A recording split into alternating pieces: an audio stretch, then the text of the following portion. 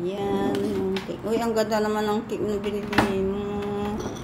Yan po, ang binili ng kaibigan ko dahil birthday ko ngayon. Yan po, nagluto kami ng simple lang.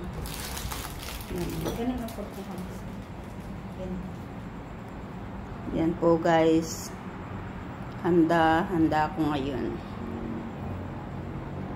Happy birthday to me. Yan guys. Thank you. Thank you, Mer.